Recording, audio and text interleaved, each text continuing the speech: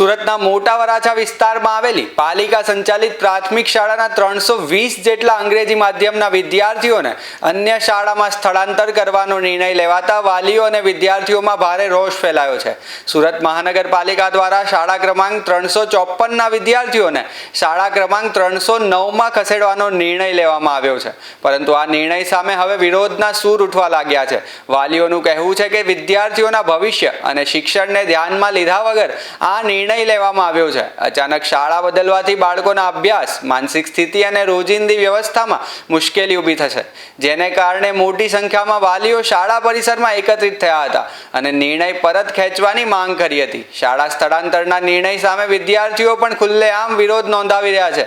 વાલીઓનું કહેવું છે કે વર્ષોથી જે શાળામાં બાળકો અભ્યાસ કરી રહ્યા છે ત્યાંથી તેમને અન્યત્ર ખસેડવાનો કોઈ વાજબી કારણ રજૂ કરવામાં આવ્યું નથી। વિરોધ કરી રહેલા વાલીઓએ ચેતવણી આપી છે કે જો પાલિકા દ્વારા આ નિર્ણય પરત લેવામાં નહીં આવે તો આગામી દિવસોમાં વિરોધ વધુ ઉગ્ર બની શકે છે।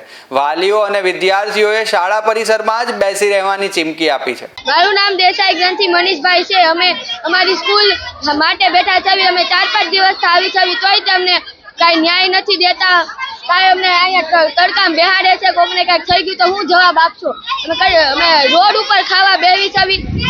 અમે જ્યાં સુધી અમને સ્કૂલ મળશે નહીં ત્યાં સુધી અમે અહીંથી ઊભા જ નથી થવાના। અમે હું જાઉં પણ અહીંથી ઊભા જ નહીં। મારું નામ કાછડિયા વિશ્વા રાજેશભાઈ છે। હું તાપી મૈયા પ્રાઇમરી સ્કૂલ નંબર 354માં ભણું છું।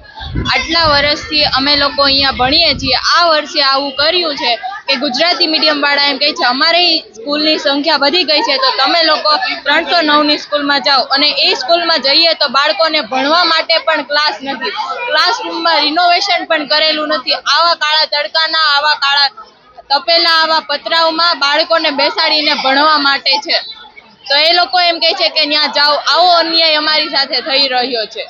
આ છે આપણા ગુજરાતની આવી શાળાઓ।